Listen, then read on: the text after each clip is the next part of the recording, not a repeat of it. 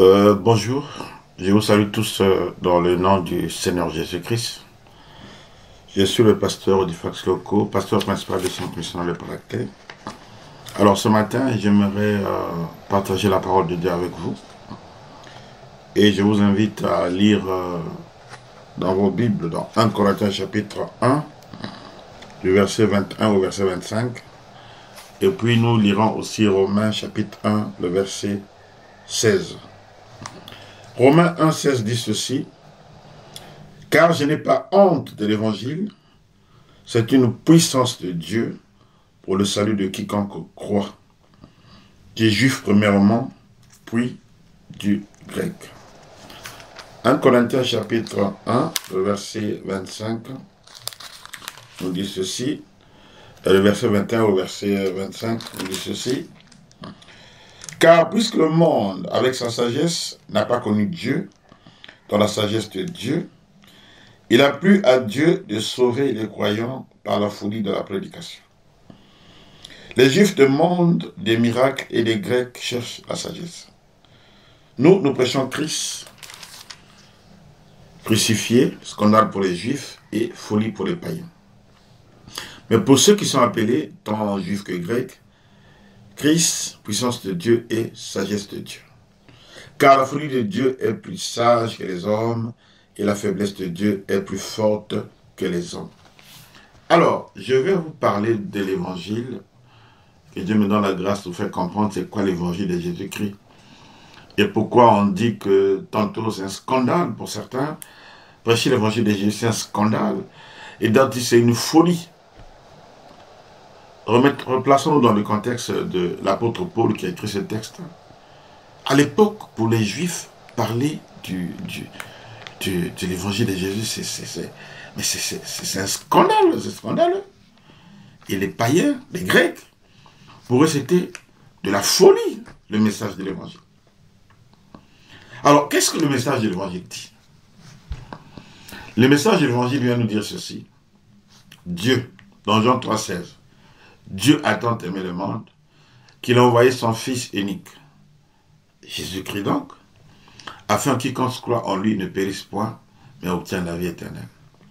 Donc, un homme que l'on voyait sur terre, Jésus, serait l'envoyé de Dieu, le Fils de Dieu, pour le salut de l'humanité. Ceux qui croient en lui sont sauvés, ceux qui ne croient pas en lui aussi, ceux qui ne croient pas en lui sont perdus, iront en enfer. C'est ça la sagesse de Dieu.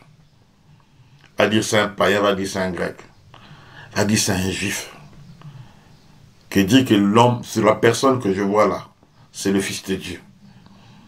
Et le salut passe par cette personne. Mais c'est un scandale. Qu'est-ce qu'un juif en fait?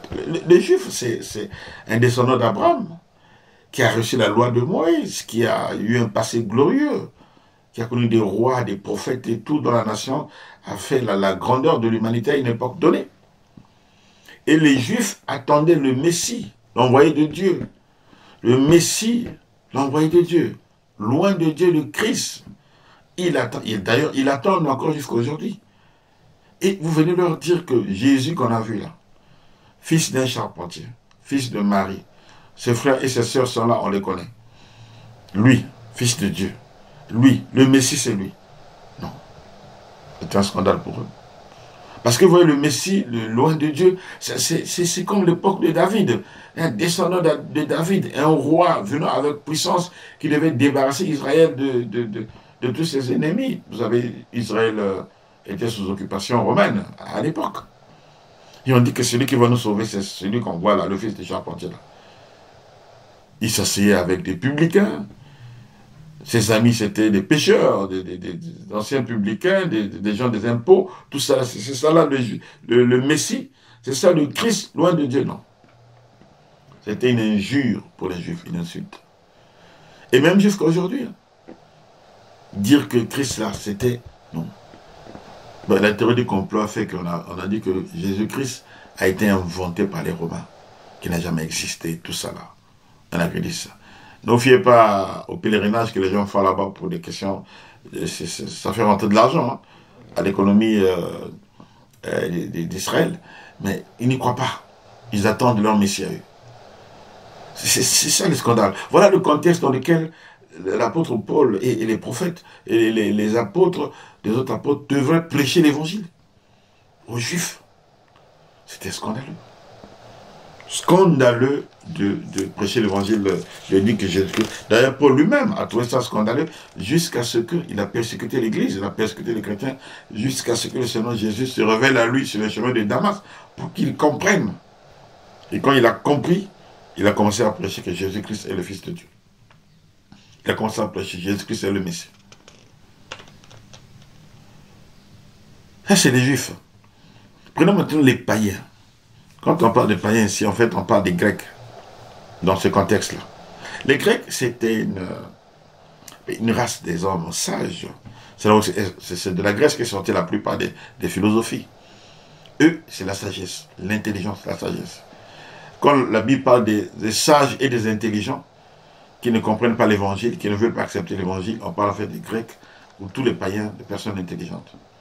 Alors, vous venez dire à un Grec que l'humanité serait sauvée par un homme qui est mort sur une croix, comme un brigand. Et moi, moi Grec, moi sage, je dois mettre ma foi, je dois confier mon salut à cet homme dont vous me parlez, mort sur la croix pour mes péchés. Il dit, mais non, c'est de la folie. Qu'est-ce que vous me racontez là, monsieur? C'est de la folie, c'est insensé. Voilà pourquoi dans Jean Romains 1,16 plutôt, l'apôtre Paul dit, moi je n'ai pas honte de l'évangile. Parce que c'était honteux pour un intellectuel comme Paul de parler, de dire de telles âneries. Pour eux c'était des âneries, c'était insensé. De venir parler d'un mort, mort sur une croix comme un brigand. Cet homme-là, que je dois mettre ma foi en cet homme, je dois abandonner toute ma vie, je dois abandonner mes croyances pour accepter cette folie-là, non-sens. Vous êtes insensé. Je ne vais pas accepter ça. Et Paul, un jour lui-même, il prêchait à Athènes. Il arrive, commence à prêcher. Les Grecs, hein, ils se sont approchés tous nombreux pour essayer d'écouter encore. Ah, une nouvelle philosophie, une nouvelle sagesse vient d'arriver. Alors écoutez, peut-être qu'on va augmenter notre connaissance, peut-être qu'on va apprendre autre chose. Après, il a commencé à parler, ce qui est mis dans Actes chapitre 17, il dit, Dieu sont tenus compte de ton ignorance, annonce à tous les hommes qu'ils ont à se repentir, parce qu'il a fixé un jour, il va juger le monde par l'homme qu'il a préparé d'avant, c'est tout Jésus. Non, attends, il me parle d'un Jésus qui va me juger moi. Ce brigand mort sur la croix, celui qui me jugera un jour et tout. C'est de la folie. C'est de la folie. Et il n'a pas écouté, il a dit non, nous t'écouterons une autre fois sur cette affaire. Il y a juste quelques personnes qui ont donné leur vie au Seigneur et qui ont été sauvées. Voilà le contexte de l'évangile, la folie. Et tiens, je vais dire une chose aussi. Aujourd'hui en Afrique, nous avons des Grecs africains qui, lorsque nous voient des intellectuels africains, que lorsque nous voyons nous autres prêcher l'évangile de Jésus-Christ, mais c'est de la folie. C'est de la folie. Non, on nous traite d'aliénés. D'aliénés parce que nous prêchons, nous, le Dieu des Africains. Le Dieu des Blancs. Que les Africains eux-mêmes, avec leur propre Dieu, tout ça, comment on peut venir dire que c'est le Dieu des Blancs, Jésus-Christ, qui va venir nous sauver, tout ça là, c'est de la folie. Vous retardez l'Afrique avec votre évangile, vous retardez l'Afrique. C'est vous qui participez à la colonisation. Voilà ce qu'on nous dit. On nous traite d'endocolons. C'est nous qui maintenant encore les Africains dans le colonialisme. Parce que l'évangile a été utilisé pour coloniser les Africains. Et donc nous sommes des traîtres, nous qui prêchons l'évangile. Voilà ce que ces Grecs africains disent, ces intellectuels africains disent. Mais je n'ai pas honte de l'évangile. Parce que c'est une puissance de Dieu pour le salut de quiconque croit. Expérimentez l'évangile. L'évangile, c'est le message le plus puissant, le plus agissant que l'on ait jamais entendu. Vous savez, les autres philosophies, la sagesse, tout ça, c'est les discours persuasifs, tout ça là, l'éloquence, la rhétorique et tout, c'est mort. C'est mort. C'est pour flatter l'esprit, flatter l'intelligence. Mais dans l'évangile de Jésus-Christ, dans le message de la croix, il y a une puissance incroyable. Une puissance qui guérit les cœurs brisés. Une puissance qui délivre les captifs. Une puissance qui libère de toutes les prisons de l'oppression. La seule puissance qui a été capable de briser le joug de Satan. Ceux qui acceptent cet évangile deviennent puissants. Ils ont la gloire de Dieu, ils ont la puissance de Dieu. Ils reçoivent en eux l'esprit, un esprit supérieur. L'esprit de Dieu qui est au-dessus de tous les autres esprits. Paul a dit, celui qui vit en moi est plus fort, plus grand que celui qui vit dans ce monde. C'est incroyable. Acceptez cet évangile, recevez Jésus-Christ comme Seigneur et Sauveur de votre vie, et vous verrez la différence. Moi, je n'ai pas honte de moi, je ne le regrette pas. Je ne sais peut-être jamais été. Déjà sur terre, j'expérimente la puissance de Dieu dans ma vie. Étant sur terre déjà, j'expérimente cette puissance. Et je ne sais pas ce que j'aurais été si je n'avais pas connu l'évangile. Je ne sais pas ce qu'aurait été ma vie si je n'avais pas connu l'évangile de Jésus-Christ. Non. L'évangile, c'est vraiment une puissance pour le salut de l'humanité, pour le salut de quiconque croit. Moi, je vous exhorte, vous qui m'écoutez, acceptez Jésus dans vos vies, comme votre Seigneur, comme votre Sauveur. Et servez-le. Sortez de votre vie de débauche, sortez d'une perte de temps. Vous savez, Dieu a préparé des choses pour les humains, des choses préparées d'avance pour que nous les pratiquions. Pratiquer la paix, la justice, l'amour du prochain. Sortir les humains du joug du diable, du joug de Satan. Se débarrasser de cette condamnation qui est dans notre chair de péché. Être esclave de l'immoralité, être esclave du vol, être esclave du mensonge. Il y a des gens qui souffrent, qui sont condamnés, ils ne savent pas. Ils ont commencé par le mensonge et toute leur vie, ils sont obligés de mentir. Ils se sont lancés dans le plaisir mondain, le plaisir sexuel, l'ivrognerie, la boisson, tout ça là, cherchant le bonheur, cherchant la satisfaction, tout ça, mais ils ne sont jamais rassasiés. Ils vont d'homme en homme, de femme en femme. Ils vont de plaisir en plaisir, mais finissent dans la dépression. Parce qu'ils ont voulu chercher la sagesse dans les plaisirs de ce monde, et ils ne l'ont pas trouvé. Ils ont voulu chercher le bonheur dans les choses de ce monde, ils ne l'ont pas trouvé. Non. Même, vous savez, vous ne vivez pas. Il a eu un roi d'Israël, Salomon, qui a vécu plus que vous. Il a dit que tout ce que ses yeux avaient vu, il ne les en avait pas privés. Tout ce qu'il voyait, il possédait. Tout ce que ses yeux avaient vu. Si Salomon vivait encore à notre époque, il serait peut-être installé à Dubaï, je ne sais pas moi. Il aurait des yachts, il aurait des jets privés, il aurait des palais, il aurait des choses incroyables à lui seul. Ce serait l'homme le plus riche de la terre. Et malgré ça, il a eu toutes les femmes qu'il avait voulues. La Bible a résumé qu'il avait 1000, moi je crois qu'il avait plus de 1000 femmes. 700 princesses comme épouses. 700 épouses, des princesses, hein? Vous savez comment les princesses sont belles. Il en avait 700 comme épouses.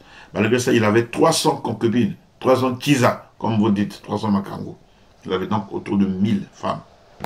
Il a dit, vanité des vanités. Il avait toutes les richesses de la terre. Ses maisons, ses palais étaient faits de gloire. Quand les autres rois venaient chez lui, quand ils voyaient son palais, ils disaient, c'est pas possible. Tout ce qu'on m'a raconté, la reine de Saba est arrivée, elle a vu, dit non. Tout ce qu'on m'a raconté sur toi, on m'a même pas parlé c'est même pas le quart, quoi. C'est même pas un dixième de ce qu'on m'avait dit. Parce que c'est scandaleux, la grandeur, la richesse, l'excellence que je vois ici. Salomon, là, il a dit, vanité des vanités. Et toi, tu crois que c'est ça la vie. Tu fais la vie. Dis, je fais la vie. Je fais le bonheur. Non, mon ami, arrête. Madame, arrêtez. Donnez votre vie à Jésus. Suivez Jésus. N'ayez pas honte de l'évangile. Acceptez de marcher avec Jésus. Sortez de cette vie de débauche, de cette vie de perdition. Sortez de cette sagesse erronée. Et venez à Jésus pour connaître la vraie sagesse. Parce que la folie de Dieu est plus forte que la sagesse des hommes. Vous croyez que nous sommes fous, nous sommes plus sages Notre folie est plus sage que votre sagesse. Donc, que le Seigneur vous aide. Que le Seigneur vous aide. Venez à Jésus et cherchez un endroit où vous pouvez communier avec les autres. Que le Seigneur vous bénisse. Je vais prier pour vous pour terminer. Seigneur, merci pour ton amour, ta présence. Et merci pour ces personnes qui suivent cette vidéo. Je prie, Père, que tu leur ouvres les yeux de leur intelligence, afin qu'ils voient briller, la splendeur de l'évangile de Jésus-Christ. Que toute hauteur qui peut se lever contre la connaissance de Dieu dans leur vie soit complètement abaissée maintenant. Seigneur, accorde-leur de recevoir le salut et qu'ils te servent. Qu'il en soit ainsi dans le nom de Jésus, j'ai prié. Amen. Amen. Que le Seigneur vous bénisse. Bien des choses chez vous. Passez une bonne journée. Je bénis votre journée. Que le Seigneur soit avec vous dans tout ce que vous allez faire. Que toute âme forgée contre vous soit sans effet. Et que toute langue qui s'est élevée contre vous soit condamnée. Dans le nom de Jésus-Christ. Amen.